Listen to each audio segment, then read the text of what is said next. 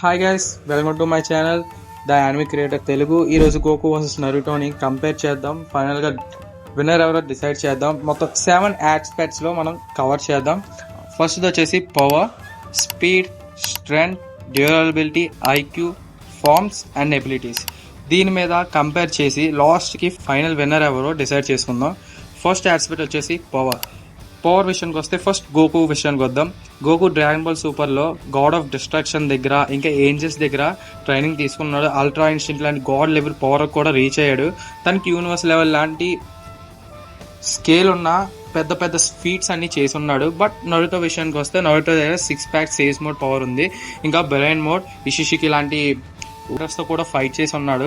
But గోకు కన్నా తన దగ్గర డిస్ట్రక్టివ్ పవర్ అనేది కొంచెం తక్కువ ఉంది. కాబట్టి పవర్ విషయానికి వచ్చేసరికి విన్నర్ వాస్ గోకు.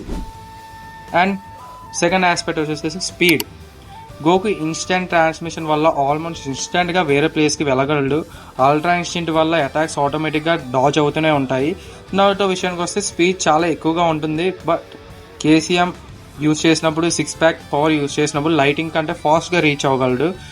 కానీ గోకు స్పీడ్ని మ్యాచ్ చేయడం చాలా కష్టం. కాబట్టి స్పీడ్ విషయానికి వచ్చేసరికి కూడా గోకునే విన్నర్. థర్డ్ ఆస్పెక్ట్ వచ్చేసరికి స్ట్రెంగ్త్. గోకు పంచ్ ఒక ప్లానెట్ని షేక్ చేయగలదు. ఒపోనెంట్స్ని ఓవర్ పవర్డ్ కూడా చేసేస్తాడు ఒక్కొక్కసారి ఆ పంచెస్తో.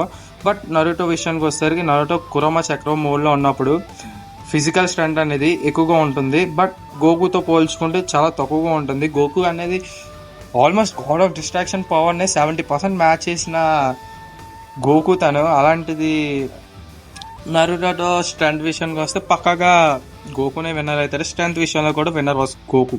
ఇంకా డ్యూరబిలిటీ గురించి వస్తే ఇక్కడ దీనికి కూడా ఆన్సర్ మీకు తెలుసు, బట్ నేను ఎక్స్ప్లెయిన్ చేస్తాను. గోకు యూనివర్స్ లెవెల్లో అటాక్స్ని సర్వైవ్ చేసి మళ్ళీ ఫైట్ని కంటిన్యూ చేస్తాడు. అంటే గోకు చాలా పెద్ద పెద్ద ఫీట్స్ చేసి ఉన్నాడు కదా. చాలా జీరంతో పవర్లో చూసుకుంటే ఆ టోర్నమెంట్ మొత్తంలో తను ఎన్నిసార్లు పడిపోయాడు, ఎన్నిసార్లు లేస్తాడు.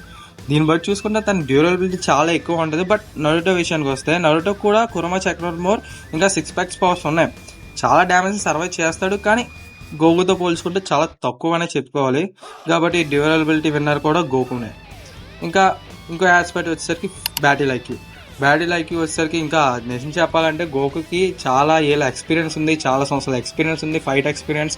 ఎంతో మందితో ఫైట్ చేశాడు, ఎన్నో థ్రెట్స్ చూశాడు, ఎన్నో ఫైట్స్ కూడా చేసి ఉంటాడు తన లైఫ్ మొత్తంలో. నరుటో విషయానికి వచ్చేసరికి తన దగ్గర షాడో క్లోన్ జుట్సు స్ట్రాటజీ ఉంది. మోడ్ సెన్సింగ్ అంటే సేజ్ మోడ్ యూజ్ చేసి అటాక్స్ని సెన్స్ చేయగలడు. మరి క్రియేటివ్ ప్లానింగ్ కూడా ఉంటుంది. ఎక్కువ అడ్వాంటేజ్ నాకు తెలిసినంత వరకు నరుటోకో ఉంటుందని నేను అనుకుంటున్నాను. ఎందుకంటే తన క్లోన్స్ కానీ తన దగ్గర తను అటాక్స్ ఎటువైపు నుంచి వస్తున్నాయని సేజ్ మోడ్లో సెన్స్ చేయగలడు ఒక నేచర్ ఎనర్జీ వల్ల. కాబట్టి బ్యాటిల్ ఐక్యూలో విన్నర్ వాస్ నరుటో. ఇక నెక్స్ట్ వచ్చేసరికి ఫార్మ్స్. గోకు ఫార్మ్స్ చూసుకుంటే Kaioken, super Saiyan 1, super Saiyan 2, super Saiyan 3, super Saiyan God, super Saiyan blue, ultra instinct, master ultra instinct, true ultra instinct.